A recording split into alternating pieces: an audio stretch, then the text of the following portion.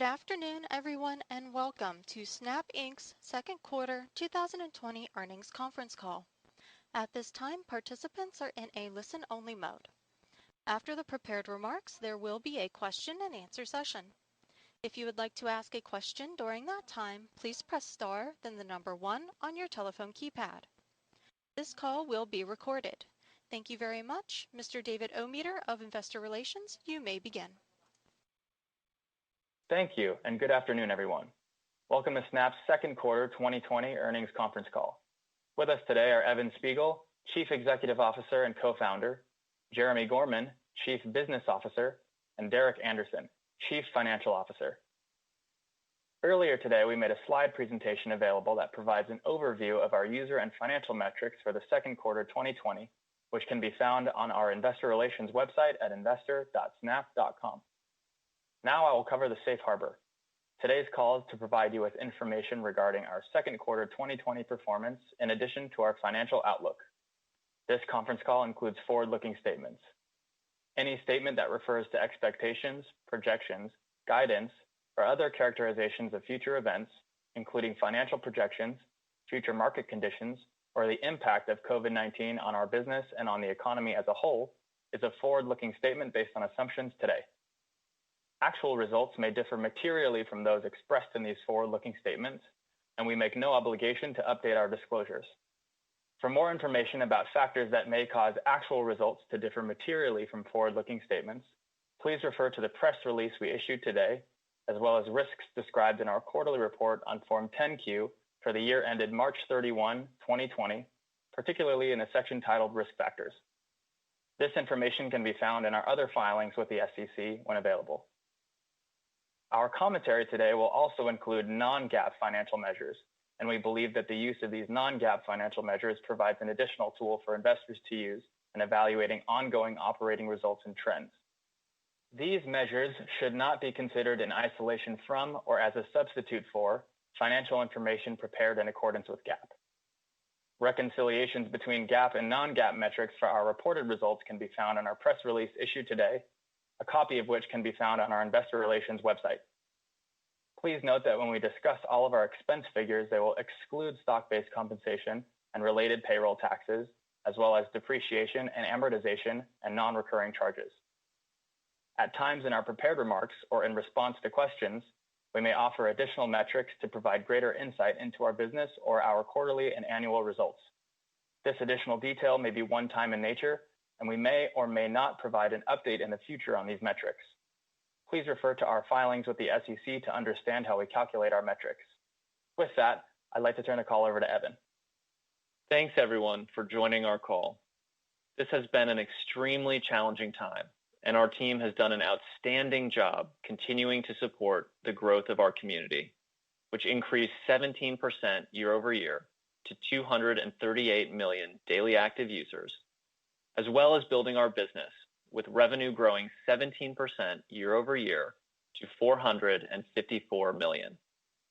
While our revenue growth rate continues to be impacted by ongoing market disruptions, the fundamentals of our business are strong, and the high levels of engagement on our service are backed by years of investment in our self-serve advertising platform, which is helping our partners achieve success and grow their businesses in this uncertain environment. I am most proud of our team for the work they did to create our Snap Partner Summit this quarter, which was delivered virtually in an augmented world. We announced several new products like Minis, Voice Scan, Camera Kit, Places on the Snap Map, Bitmoji for third-party games, as well as several new partnerships and a fresh slate of content.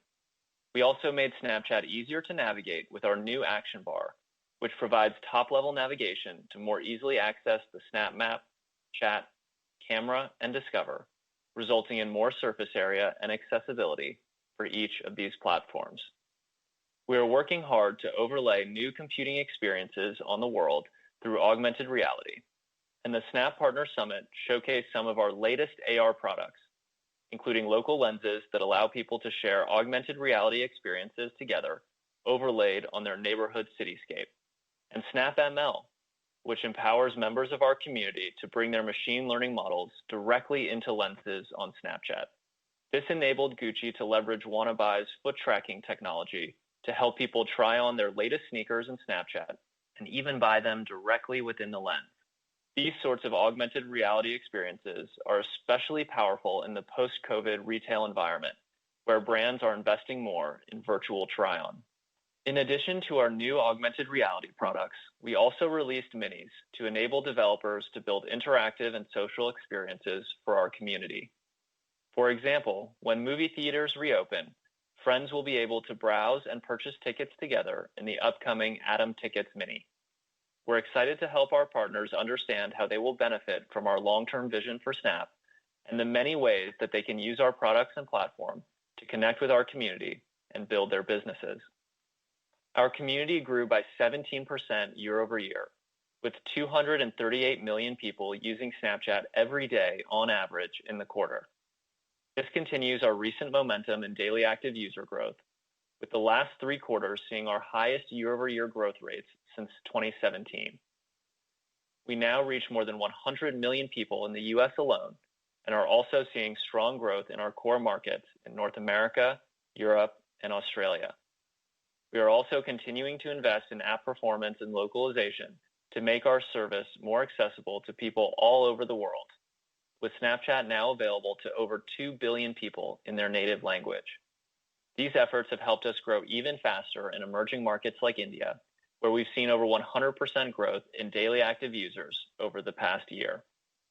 As the changing public health landscape accelerates the adoption of digital products, we believe there is a large opportunity for us to further empower new behaviors with AR, entertainment, and commerce. For example, we continue to see increasing engagement with our camera, and the number of snaps created every day grew at double the pace of our daily active user growth over the past year, making Snapchat one of the world's most used cameras. We're especially excited to see that the adoption of our AR platform is also accelerating, with the number of people playing with lenses every day growing by 37% year over year. This growth has been driven in part by the community of talented lens creators and partners that are creating and distributing lenses on Snapchat.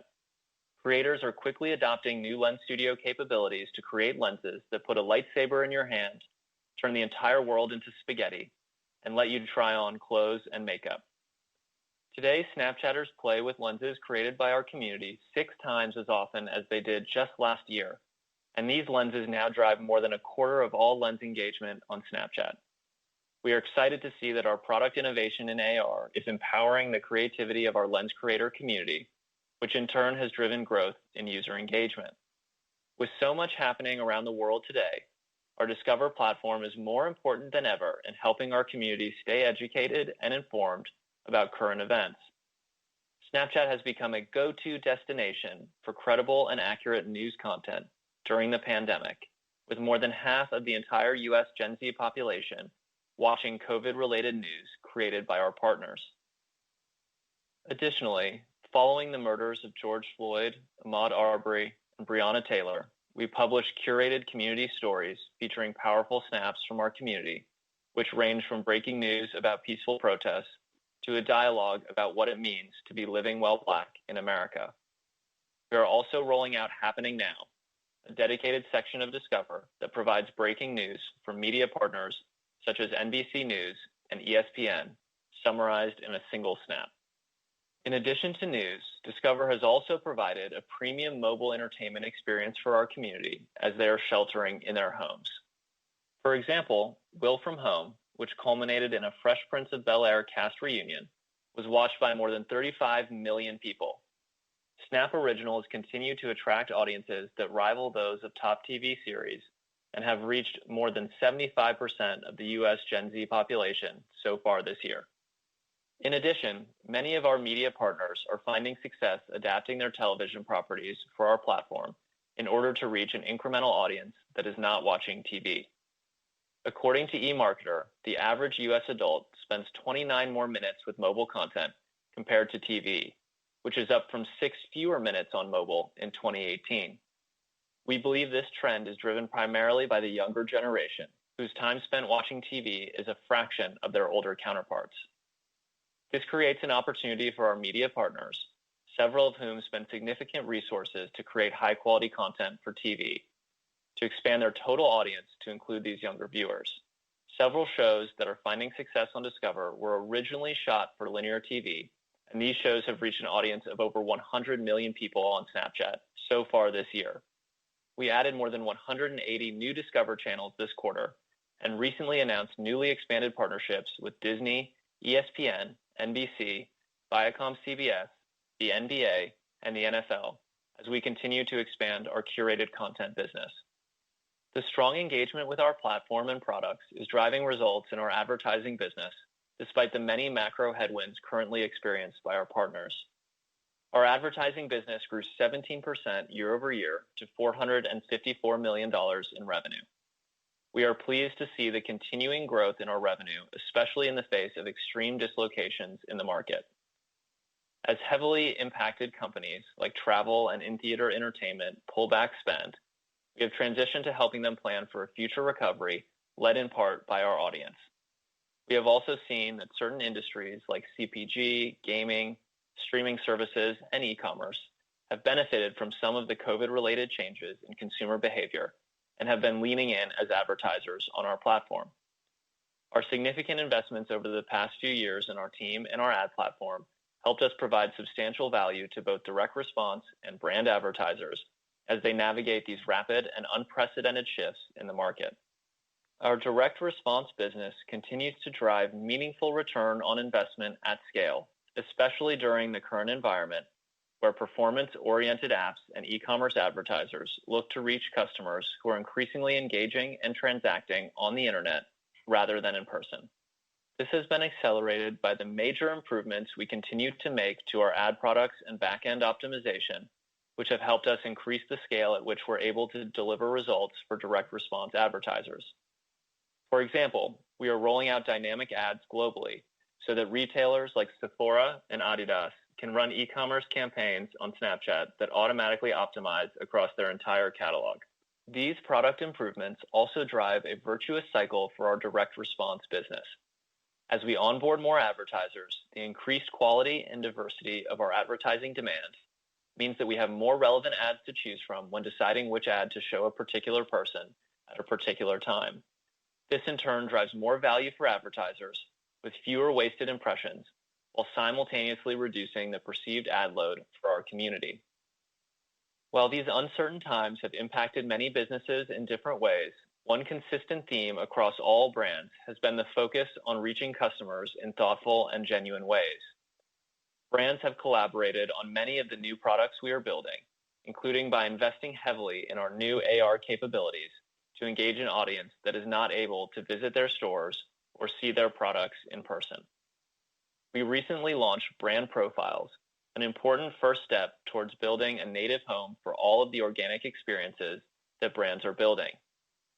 Snapchatters can now visit the profiles of brands like Dior, Target, and Tim Hortons to watch their stories, play with their AR experiences, and even buy their products through our native commerce integrations.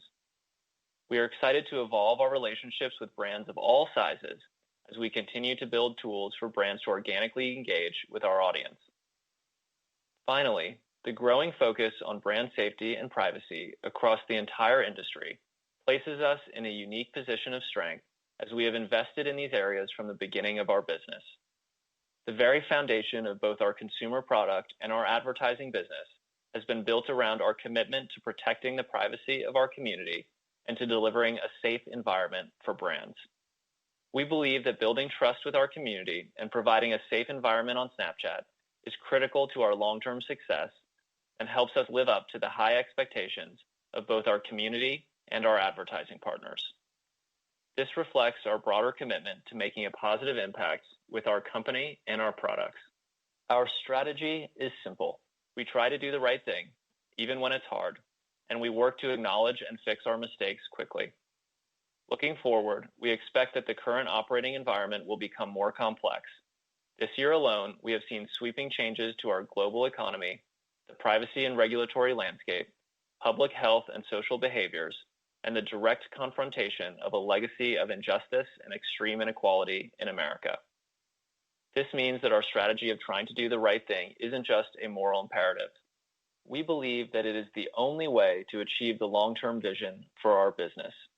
We have a lot to learn as we grow our global audience and expand our advertising and content partnerships, and it gives me great hope to see our team, community, and partners actively engaged in building a better future. Thank you again for joining us today. I'll now turn the call over to Jeremy to share more about our business. Thank you, Evan. We're pleased with our results for this quarter amidst a challenging and evolving global environment, and we continue to see significant upside and opportunity for our business as we support our community and advertising partners. In Q2, we generated total revenue of $454 million, an increase of 17% year over year. We are confident that our business is well positioned for the long term, evidenced by the resilience we are seeing with direct response advertisers, as well as our continued success helping brands craft valuable messages and effectively reach our community. We've had a lot of conversations within Snap about how our team, our products, and our business can be forces for positive change in the world. In the US, our platform reaches 90% of 13 to 24-year-olds and 75% of 13 to 34-year-olds. This audience is critical for advertisers as the Snapchat generation develops lifelong habits, but also because young people are focused on driving change in the world and building a better future. We take our responsibility to educate, inform, and support this incredible generation very seriously, and we've committed to using our business as a force for good.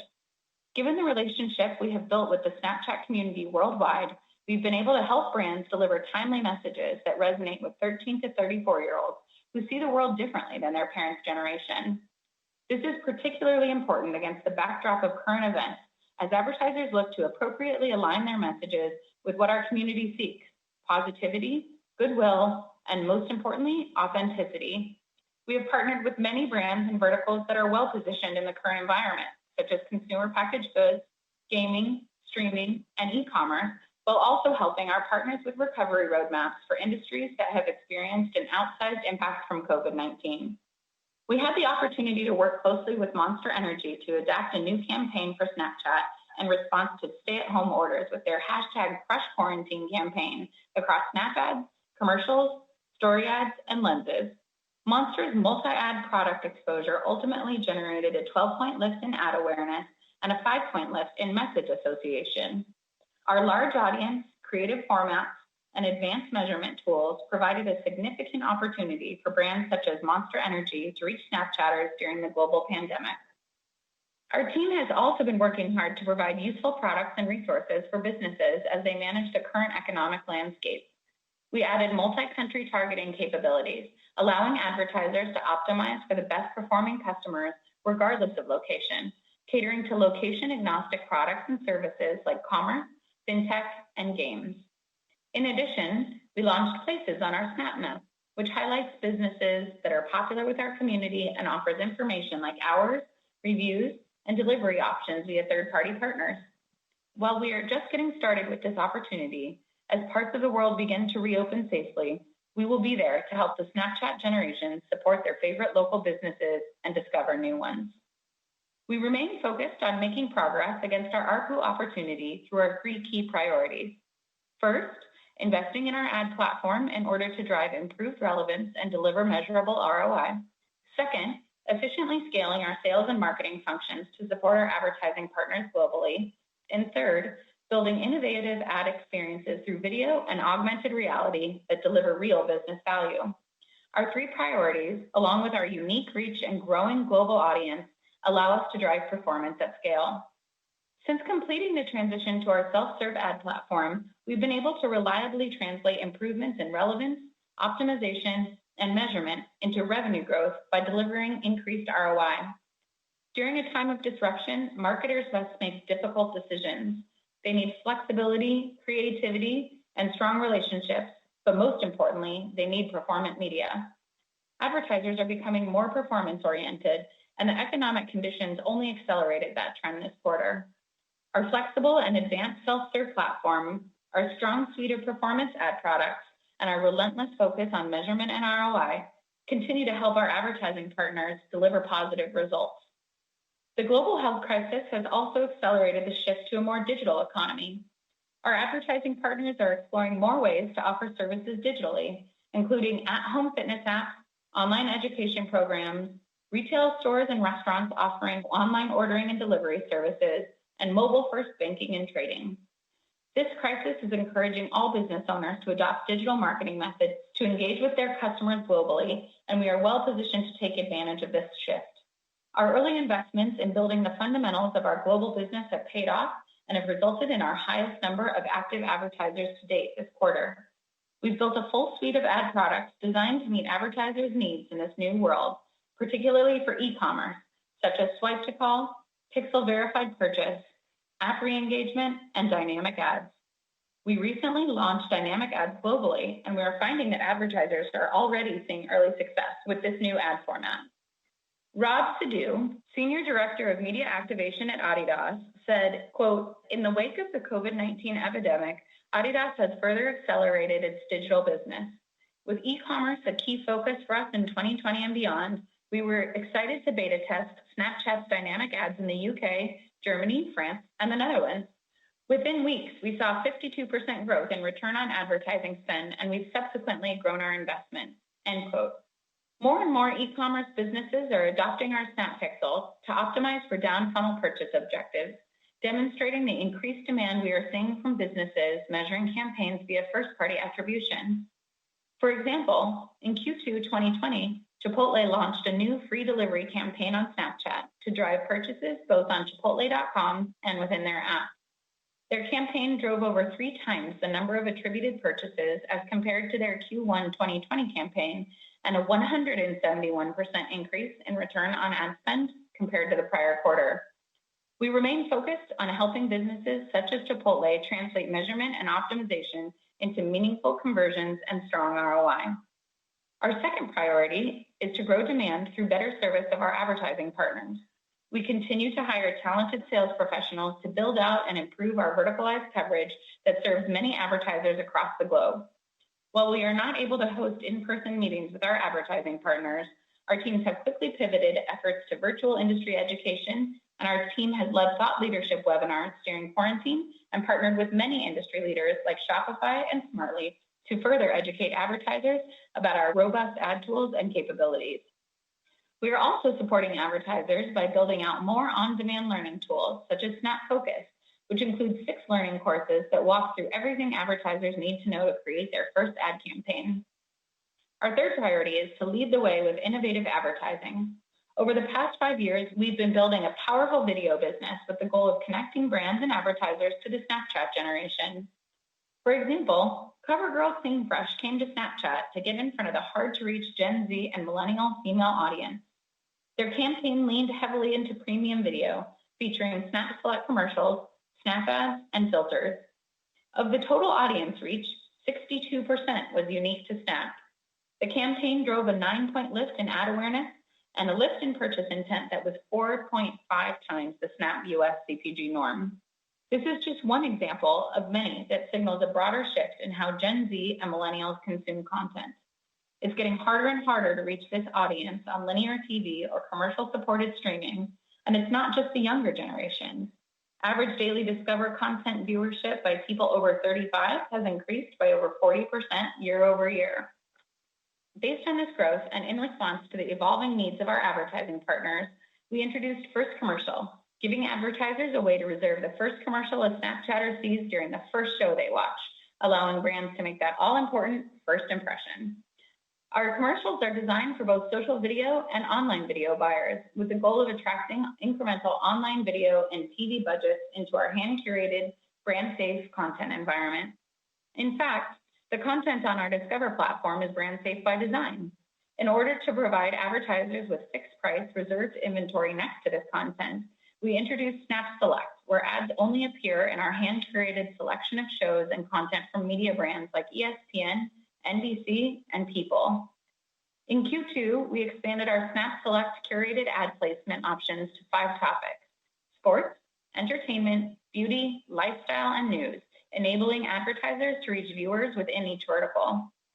We believe that the future of customer interactions is immersive. The most engaging and creative ads on our platform are powered by our augmented reality lenses. Brands from every vertical have worked with us to provide Snapchatters with fun ads that they play with and share with friends. Ultimately, we want to enable advertisers with the tools to build the digital layer around their products. For example, we recently launched our augmented reality lens try-on campaign with luxury brand Gucci, which allows Snapchatters to virtually try on and purchase some of Gucci's most iconic shoes via Snapchat. The lens was played with by our community for 22 seconds on average, and in some markets generated a 5 times return on ad spend. Snapchatters are actively looking for more and more ways to engage with brands on our platform, and we're excited to help partners like Gucci connect with them during this time. We believe that AR try-on is going to be incredibly important to the future of commerce, and we're excited to work with more partners to build out incredible experiences for our community. Longer term, we see a significant opportunity for brands to provide utility for Snapchatters while generating real business value across our service, not just via ads and content. Brands are starting to invest in Snapchat beyond advertising by building fun, engaging, and useful experiences for Snapchatters. The launch of brand profiles this month, which Evan highlighted earlier, is a key pillar of this future. Today, our focus is on giving brands a home for all of the innovative AR experiences that they create alongside their stories. In the future, we believe that Snapchatters will engage naturally with businesses of all sizes across our service. For a brand like Target, this could mean they visit the Target store on the map to check local store hours, use a Mini to find the best offers with friends, try on the latest looks via an AR lens, and more. In the 5 years since we launched ads on Snapchat, we've created the industry's first ever vertical video format, brought branded AR experiences to the mainstream, and pioneered privacy-safe mobile-first advertising in order to help advertisers everywhere reach our community. We will continue to invest for the long term by demonstrating measurable ROI for our advertising partners, empowering our teams to speak strategically to the value of our ads, and leading the way with innovative advertising products and services to help advertisers scale. We've built a robust advertising platform to reach the Snapchat generation, who are digitally native and uniquely positioned to help jumpstart the recovery. Given our young and influential community, their depth of engagement on our platform, and our overall opportunity to take share of the growing digital advertising market, we believe we are well positioned to drive business results for advertisers over the long term. With that, I'll turn the call over to Derek. Thanks, Jeremy. Our Q2 financial results reflect our priorities of growing our community, making focused investments in the future of our business, and scaling our operations efficiently in order to drive towards profitability and positive free cash flow. As Evan mentioned earlier, our community grew to 238 million daily active users in Q2, reflecting year-over-year growth of 17% or 35 million. Growth in our community was robust. However, the final result fell below our earlier estimate of 239 million.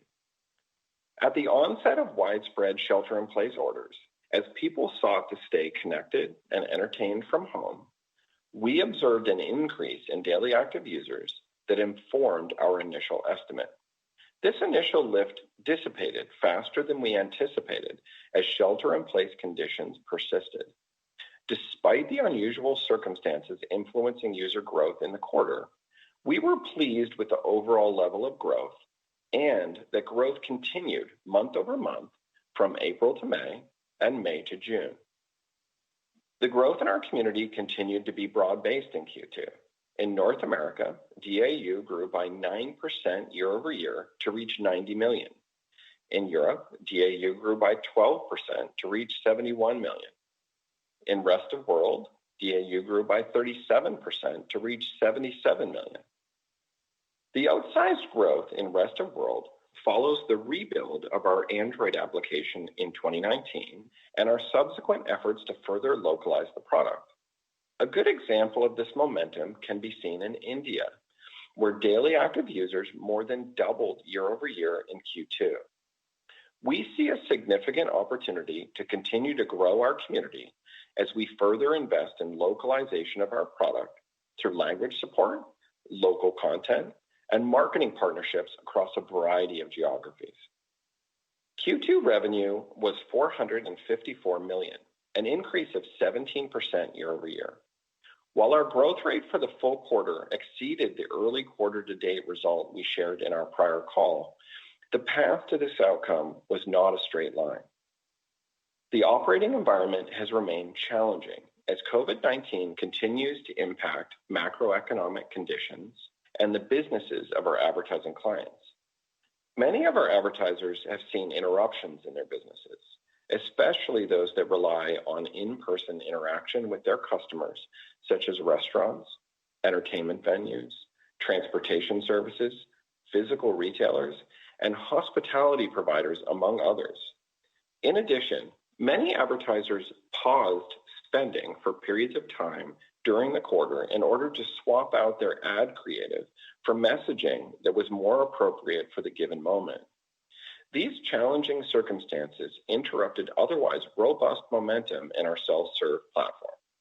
We continue to see strong adoption of our goal-based bidding products, driven by demand for down-funnel bidding objectives, including pixel-verified purchases, pixel-verified subscriptions, app purchases, and other objectives that are tied to directly measurable returns on ad spending. For example, revenue from pixel-verified purchases increased more than 4x year over year in Q2, and is now among our most important goal-based bidding products. From a regional perspective, our North America revenue grew 18% year over year in Q2, or roughly in line with the business overall. In Europe, revenue grew 30% year over year, as the end of stay-at-home orders in Europe has contributed to an improving operating environment in this region. In addition, Europe was relatively less impacted by advertisers pausing spend to swap out creative messaging in Q2. In rest of world, revenue grew 2% year over year in Q2, with the relatively lower growth rate reflecting COVID-19 related operating headwinds that were more pronounced for our advertising partners in this region, including limitations on cash transactions in some countries where cash transactions remain important to direct response advertisers, and supply chain issues that impacted certain e-commerce categories more significantly in this region, among other factors. ARPU was stable in Q2 as year-over-year growth in daily active users was approximately equal to year-over-year growth in revenue. Higher sell-through of impressions and strong growth in content engagement have contributed to total served impressions nearly doubling year-over-year in Q2. As a result, eCPM declined 24% year-over-year in Q2, which is roughly in line with the decline observed in the prior quarter. While we aspire to achieve a market-level eCPM for our audiences and ad units over time, relatively lower eCPMs in the near term position us well to attract and retain new advertisers by helping to deliver an attractive return on ad spend. Gross margins were 47% in Q2, up 1 percentage point versus the prior year.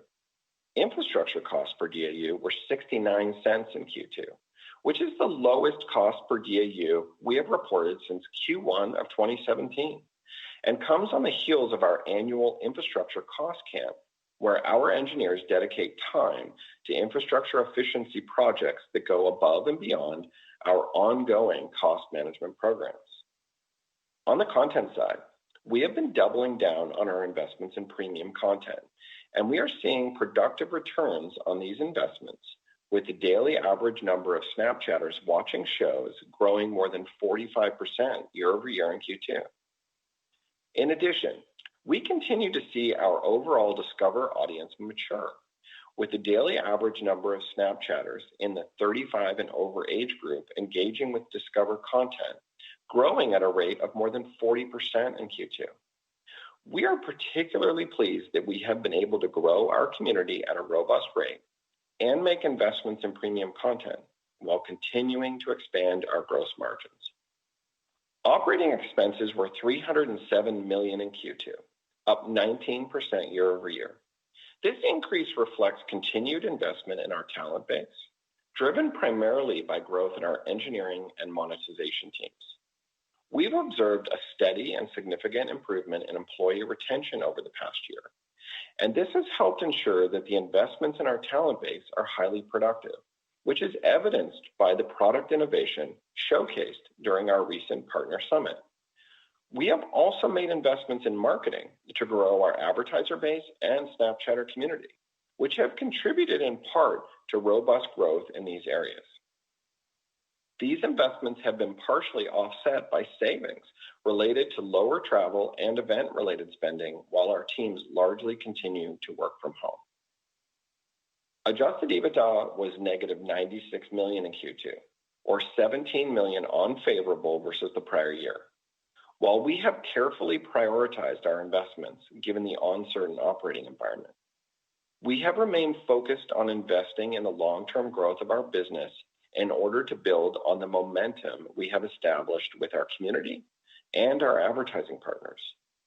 While this has put downward pressure on adjusted EBITDA in the near term, we believe it is the right decision for the long-term health of our business, given the strength of our balance sheet.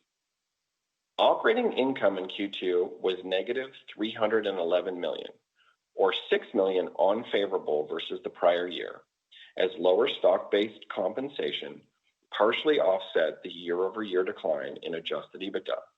While we have continued to grow our team, we have seen stock-based compensation decline year-over-year by approximately 5% in total. This decline comes as our team continues to migrate towards sustainable and competitive compensation structures that we have put in place in the years following our IPO.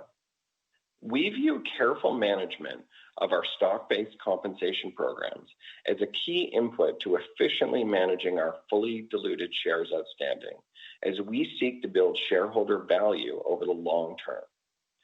Net income in Q2 was negative $326 million, or $71 million unfavorable versus the prior year, which reflects the flow-through from operating income noted above, higher interest expense related to the convertible notes issued over the course of the past year, and the impact of one-time gains in the prior year related to the disposal of certain assets.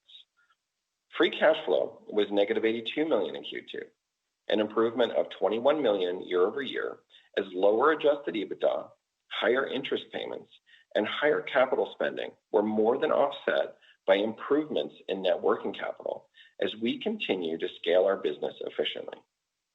We ended Q2 with $2.8 billion in cash and marketable securities, up from $2.1 billion at the end of Q1, which reflects the proceeds of the convertible notes issued in Q2. When combined with our undrawn credit facility, we currently have access to approximately $4 billion in total capital, which ensures we have the working capital necessary to stay focused on the long term, regardless of the operating environment. Similar to last quarter, we do not intend to provide financial guidance for Q3, but we do want to provide a sense for where we are today and how we plan to invest in our business. Thus far in Q3, we estimate year-over-year revenue growth to be 32% through July 19th. While we are cautiously optimistic that these trends could sustain over time, we are also conscious that operating conditions may remain volatile and that economic conditions could further deteriorate. For example, advertising demand in Q3 has historically been bolstered by factors that appear unlikely to materialize in the same way they have in prior years, including the back-to-school season, film release schedules, and the operations of various sports leagues. At this point in time, it is difficult to predict how these factors may impact advertising demand in the remainder of Q3. Our best estimate at this point is that our full quarter revenue growth rate is likely to be below our quarter-to-date estimated actual growth rate. And as a result, we have built our internal investment plan based on revenue growth of approximately 20%. We intend to continue to invest in our business in Q3, and our estimates for our cost structure assume that daily active users will be between 242 million and 244 million in Q3. This implies year-over-year growth of approximately 15 to 16%, or 32 to 34 million daily active users. On the expense side, we currently expect that our combined cost of revenue and operating costs, which are included in the calculation of adjusted EBITDA, will grow year over year in Q3 at percentage rates in the low to mid-20s as we continue to invest in the long-term growth of our business. Given that a small minority of our cost structure varies directly with revenue in the short term, we do not currently expect substantial variance in the cost growth estimate, regardless of the revenue outcome in Q3. While there is continued uncertainty about the near-term revenue growth rates, given the challenging operating environment, we are pleased with the strength of the underlying momentum in our Snapchatter and advertiser communities, and we remain highly optimistic about the long-term prospects for our business. Thank you for joining our call today, and we will now take your questions. That concludes the prepared remarks for today's earnings call, and we will now begin the question and answer session. To ask a question, you may press star then one on your touchtone phone. If you are using a speakerphone, please pick up your handset before pressing the keys. To withdraw your question, please press star then two. In the interest of time, we ask that you please limit yourself to one question. After your initial question is asked, your line will be muted. At this time, we will pause momentarily to assemble our roster.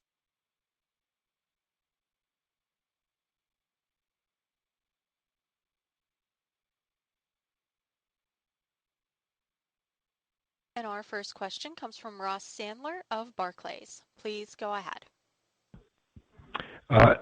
Hey guys, just I think what everybody on the call wants to know is are things improving or not really?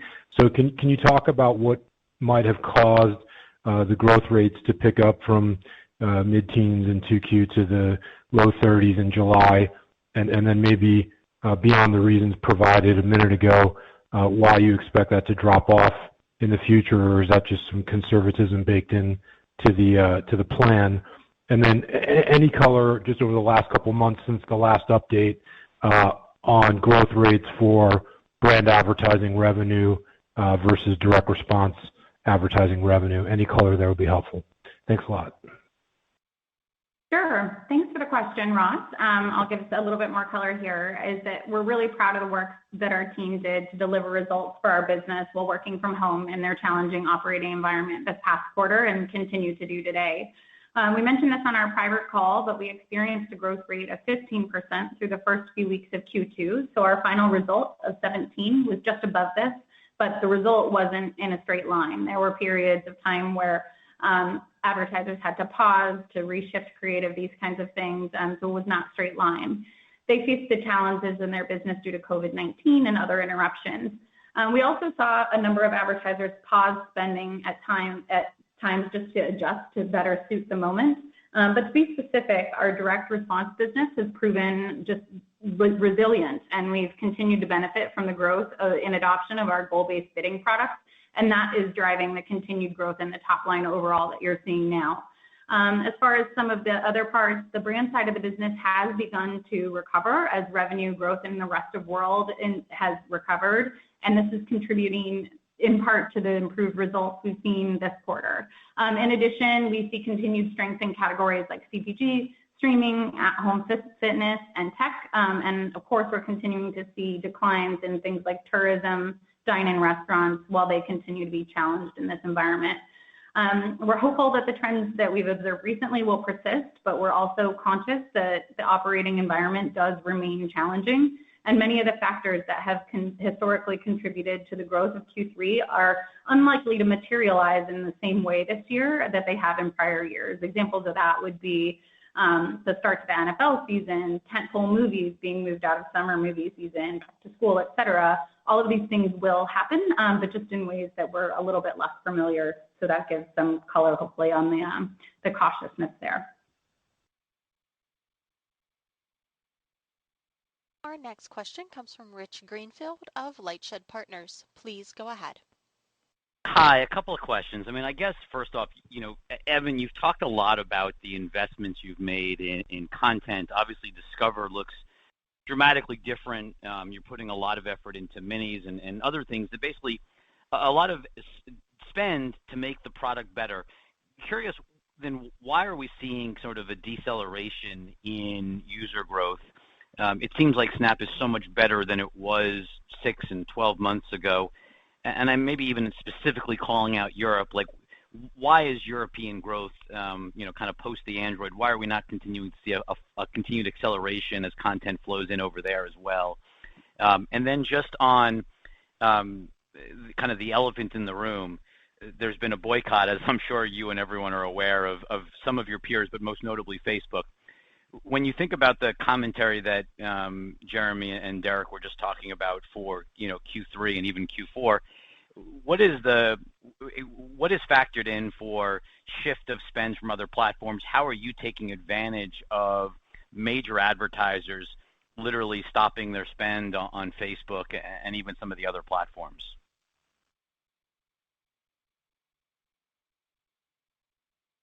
Hey, Rich, it's Derek speaking. I'll take the first part of your question there around the growth. I think the first thing that I'd share is, we've been pleased with the growth trajectory of our community over the past year. The 35 million DAU that we added in Q2 was among our highest quarters of absolute year-over-year growth that we've seen since 2017. Following the rebuild of our Android application in early 2019 and our subsequent efforts to localize our product, we've seen elevated growth rates in the rest of world region. And I noted specifically some of the gains we've made in India in my prepared remarks. We've also seen fairly healthy growth rates in our more established markets in regions of North America and Europe. Our estimates for DAU in Q3 are for 15 to 16% year-over-year growth, which, as you noted, is 1 to 2% below the year-over-year growth rate we observed in Q2. And I can share some further context on that. First, I would note that Q3 of the prior year reflects the full quarter benefit of AR products we launched in the middle of Q2 of 2019. So this contributes to a tougher year-over-year comp this coming quarter. In addition, the sequential growth in Q3 is typically seasonally lower than Q2, and our estimates for the sequential growth in Q3 take this into account. So after taking these factors into consideration, we believe our estimates for Q3 reflect a continuation of the healthy underlying growth trends that we've observed in the business over the past year. So we continue to see a lot of opportunities to grow our community over the long term, and we are focused on investing in our product to realize this opportunity as a result. This is why we've shared our plans to continue to invest in our talent base, our premium content, and marketing, in addition to our efforts to further localize our product over time. So thanks again for the question. I hope you find this additional context helpful. I'll turn it over to Jeremy to handle the second part there.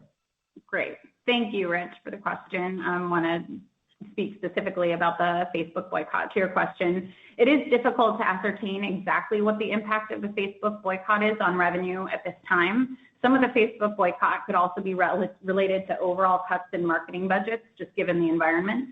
What we do know is that it's always positive to engage at the highest levels of an organization, and this conversation has opened the door for us to do that extremely frequently at the CEO and CMO level. And in particular, we've been designed in a brand-safe, hand-curated way since the beginning. There is no town hall or ability for an unvetted user to post to our whole community. And as advertisers evaluate platforms which align with their values, these deliberate decisions made years ago are of paramount importance. With that being said, the majority of our revenue is VR, which is a segment not broadly participating in the boycotts.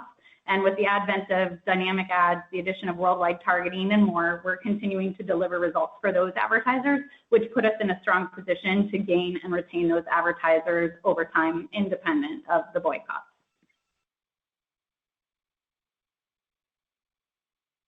Our next question comes from Heath Terry of Goldman Sachs. Please go ahead.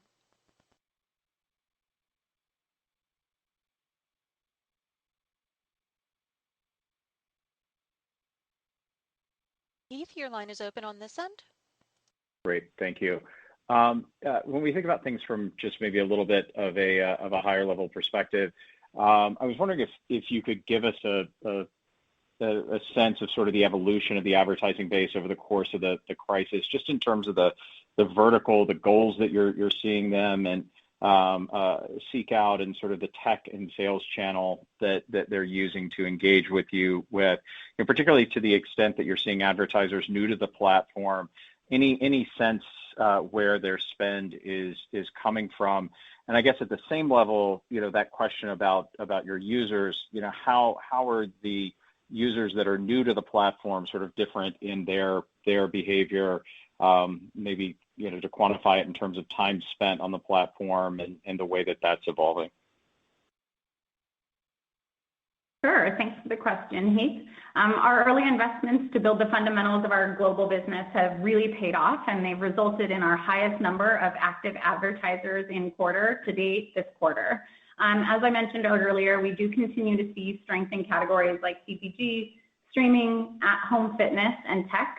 And we talked about tourism and dine-in restaurants earlier, which do continue to be challenged. The sales team does continue to support advertisers of all types currently, whether they are economically challenged or not, so that we can focus on the long term of the business, but have pivoted our resources towards the advertisers that are continuing to spend in the direct response space. We are continuing to see that strong demand from direct response advertisers looking for lower funnel bid optimization and delivering ROI. I think generally the way to look at it is that the global health crisis has accelerated the shift to a more digital economy. So anything in that category are areas where we're seeing new advertisers, retained advertisers, and growing advertisers. Those again would be kind of the at-home fitness, online education, retail stores as they pivot to omni-channel, as well as restaurants offering online ordering and delivery services, mobile banking. I could go on, but the call is short. So just wanted to kind of give that overall look, and then I can turn it over for the second part of your question. Hey, Heath, it's Evan. Thanks for the question on engagement. We're really excited about what we're seeing, obviously on the content platform, as we mentioned, where content consumption has grown more than 40% year over year, and also, in terms of growth in unique, same thing, that we're seeing in the camera, huge increase in Snap creation, which has outpaced the AU growth. And what we're really excited about is this new action bar we rolled out at SPS, which actually elevates all of these different platforms and creates more surface area for people to engage with all of our products across Snapchat. And so we actually think that's going to be a great way for people to get to know Snapchat when they first sign up. As you mentioned, when people sign up, they do evolve their behavior over time as they get to know the service. And so by removing friction from that process and helping people transition across all of our different platforms, they can really unlock more value from Snapchat. So we're really excited about what we're seeing across the platform. Lots of great momentum, in engagement, which is driving the business overall.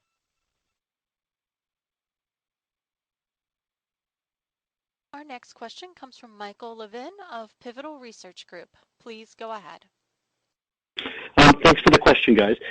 Both Evan and Jeremy, you guys had referenced dynamic product ads. I'd love to hear a little bit more about that.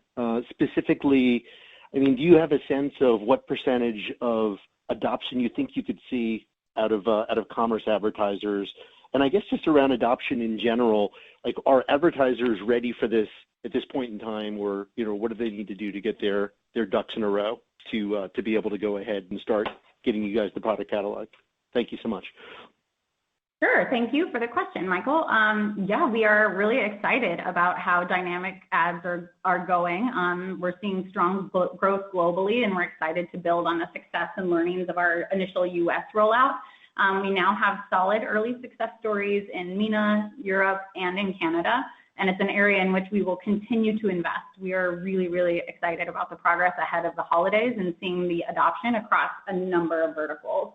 Advertisers are absolutely ready for this. It's designed similar to other products in the market, and dynamic ads is now processing over 100 million products per day from catalogs, which provide a rich set of items that Snapchatters are interested in engaging with and are the most relevant to them. It's a huge milestone in our pursuit of always-on budgets as it pertains to e-commerce in particular, but could also be utilized more broadly as we continue to grow. And as the name suggests, it dynamically updates based on the catalogs, and we will always be relevant as advertisers continue to adopt this technology. Our next question comes from Lloyd Walmsley of Deutsche Bank. Please go ahead. Thanks. A couple if I can. First, last quarter you said the upfront commitments doubled this year. Wondering if most of that spend is kind of planned for the second half, or if it's already been flowing through first half results, and do you feel like it's a reliable commitment given everything going on this year. And then I guess just secondly, going back to the DAU growth, you said it did improve each quarter, but was a little below your expectations. Anything in particular you'd point to as to what came in below expectations? Like, was any of it related to kind of maybe the new navigation bar? Is that performing in line with expectations? Anything you could share there would be helpful. Thanks. Sure, I can take the part about the upfronts. We're really happy with the progress that we've seen with upfront bookings, and we're excited that brands and agencies have confidence in our platform, and advertisers are committed to working with us in an always-on way, given the return on ad spend that they're experiencing. In this particular time, marketers are extremely focused on ROI, even though they always are. Right now is even more critical. Every dollar spent is a dollar that matters, and we continue to deliver that. Our upfront commitments are a tangible sign that for many advertisers, we've graduated from the experimental budget into a core part of their strategy. And the doubling of commitments in 2020 is just further evidence that we're becoming increasingly important for our partners. As it pertains to what we're seeing thus far, we are working with our partners to be flexible with upfronts in case they need to shift spending from one quarter to another. So examples of that would be something that I used earlier, but if a tentpole movie, for instance, moves from Q2 to Q3, we are being very flexible about the timing of the spend, but we haven't seen a significant inbound request to make material changes. Hey there, it's Derek speaking. I can take the second part of your question there, just in terms of the texture of the DAU growth in the quarter. I think early in the quarter, we were really pleased with what we saw in terms of a lift of engagement as widespread shelter-in-place orders were in place and sustained. We saw an initial lift in the frequency of engagement there that contributed to a lift in DAU, and we were pleased with that. It did, as I mentioned in our prepared remarks, diminish faster than we had anticipated in our estimate, which is why we came in approximately 1 million below our estimate that we'd given on the prior call. But I also shared there that we saw sequential growth in DAU from April to May, and then again from May to June. So continued growth there. In terms of your question about the new nav bar, not a big factor in the quarter, but I would note we're pleased with the early results there. As with all new products that we launch, we have gone through rigorous testing to make sure that it would be additive to the community, and we're pleased with what we're seeing in terms of early results there. So thanks for the question, and hopefully that additional context is helpful. Our next question comes from Mark Mahaney of RBC. Please go ahead. Thanks. Is there anything that you're doing actively to try to resuscitate growth in ROW? You did call it out as an area of weakness, but is there anything are those mostly macro factors, or is there anything you can do to accelerate that growth? And then secondly, we have a lot of political ads coming out online. I don't know if it's 3 billion or 4 billion, but it's a big chunky number. And I know you are making it a point to show as much transparency around the ads as possible, but what are you doing to tap into those ad dollars? I would think that part of that demo you have will be key to both parties, I would think, in these elections coming up, and I would think it'd be a good place to message to them. But are you trying to tap into those dollars that political ad spend? Thanks a lot. Hey, Mark. Thanks for the question. This is Derek speaking. I'll take the first part of your question just with respect to the growth rate that we saw in Rest of World. In recent quarters, as you've likely noted, Rest of World has often been our fastest growing region for revenue. So we were definitely disappointed with the 2% year-over-year growth in Q2. Unfortunately, the Rest of World region for revenue was more significantly impacted by several COVID-related factors than our other regions, including some of the items I mentioned in our prepared remarks, such as restrictions on cash transactions and interruptions to supply chains that impacted both physical and e-commerce retail. What I would add, though, is that fortunately we've seen since then the revenue growth rates in the Rest of World region begin to rebound, and this is contributing in part to the better result that we're seeing thus far in Q3. So happy with the trends that we're seeing there now, although the interruptions and disruptions that we experienced in Q2 are disappointing. things are looking much better now. I'll turn it over to Jeremy to handle the second part of your question. Sure. So as it pertains to political ads, yes, it's a segment that we are actively going after. We serve 90% of 13 to 24-year-olds in the U.S. and 75% of 13 to 34-year-olds in the U.S. So educating them, allowing them to learn more about the issues in a factual-based manner is super critical, and that is the segment with which we're working. To ensure transparency in political advertising on Snapchat, all political, issue, and advocacy ads are publicly available, along with relevant information on impression spend and paying entities in our Snap Political and Advocacy Ads library. We have very specific guidelines for political advertising that apply to ads related to elections and advocacy issues. But most broadly, we do believe that Snapchat can play an important role in getting first-time voters engaged with our democracy, and we look forward to providing a responsible path for our community to engage with their elected officials, candidates, and campaigns.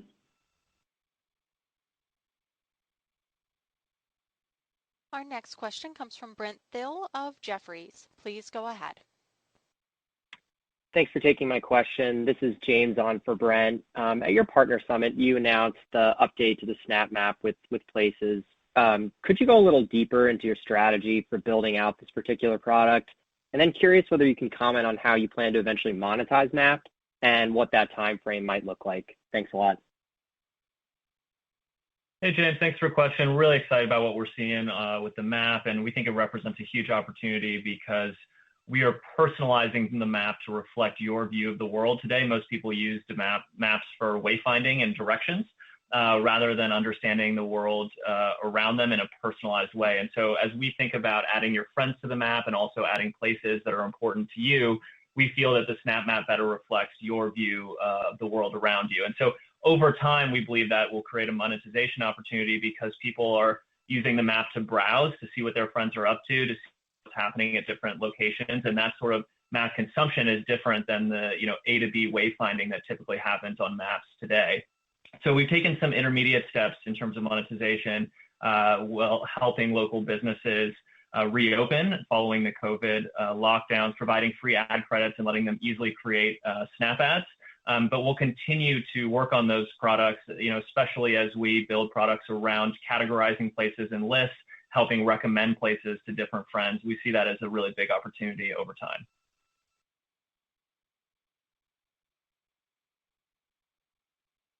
Our next question comes from Doug Anmuth of JP Morgan. Please go ahead.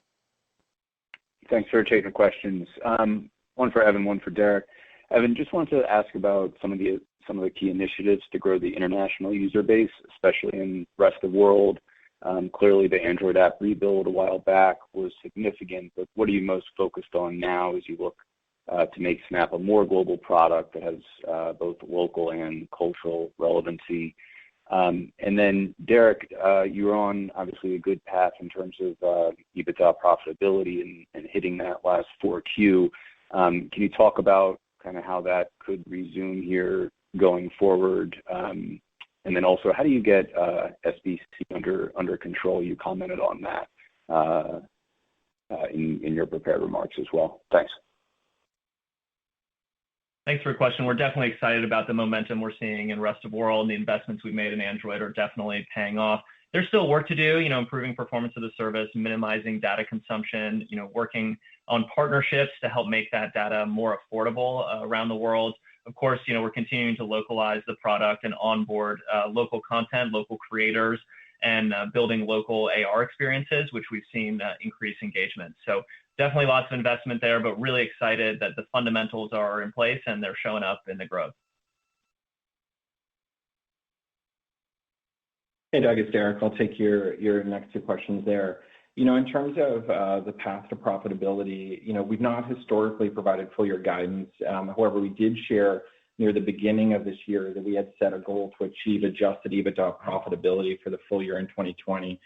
Obviously, a lot has changed in the operating environment since we set that internal goal, and our revenue growth rates are currently below our expectations entering the year.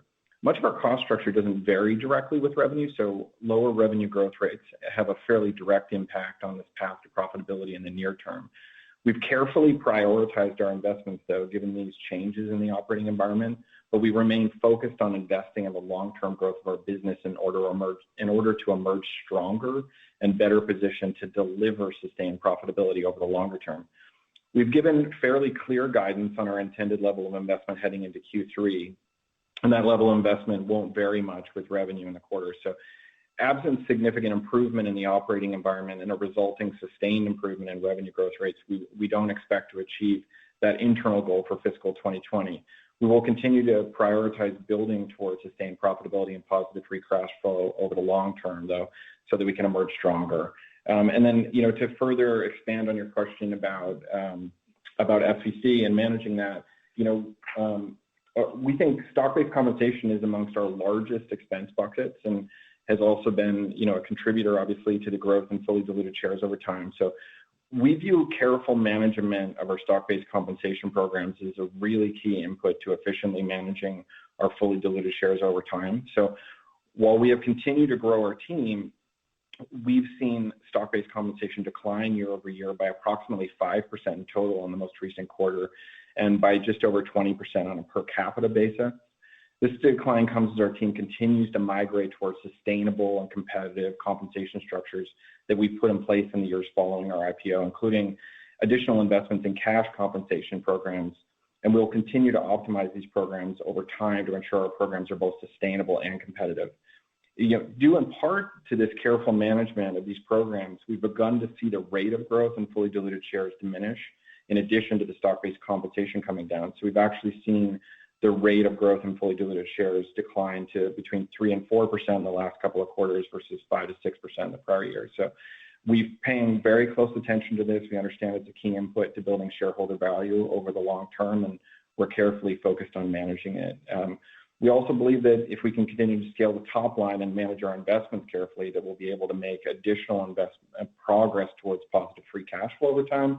And of course, this will also open up additional avenues in the long term to manage these factors over time. So hopefully that gives you a little bit more context on both the path to profitability as well as how we're managing this really key portion of our cost base.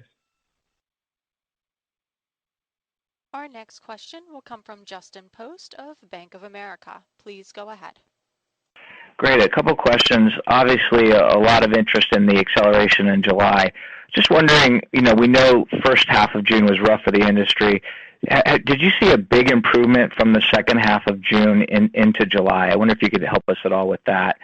And then secondly, just wondering about how you see the Discover content and gaming content pipeline in the second half. A lot of interesting stuff going on there. Just do you expect more shows and more content in the second half than what you were able to put out in the first half? Thanks a lot.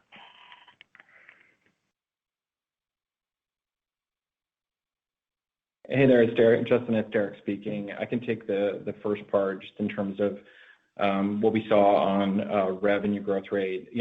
Obviously we saw the full quarter growth rate at 17% was above where we started. But as we mentioned, there were some interruptions within the quarter as we saw some pauses to swap out creative and so on. So we've obviously seen some improvement more recently, and as we noted, the quarter-to-date result is obviously much better early in July here. So it's been uneven in terms of the trajectory to get to this point, but obviously things have improved more recently for all of the reasons that we've noted earlier. And I'll turn it over to take the second part of your question there. Thanks for the question. Yeah, we're super excited about the content and gaming pipeline. Also, our new Minis product, which is just released more widely. We're really excited about all the experiences that developers are creating to bring friends together to do stuff in Snapchat. So that is super exciting, and will make for a fun back half of the year. Our last question will come from Eric Sheridan of UBS. Please go ahead. Thanks so much for taking the question. Maybe two quick ones if I can. Evan, there's been some talk out of the U.S. government about exploring the role of TikTok in the U.S. market. You've long commented on some of the social media landscape and some of the regulatory landscape. I wanted to know if you had a take on that potential action by the U.S. government, what it might mean broadly for the landscape, not only just in the U.S., but globally when you think out over the next couple of years? That would be question number one.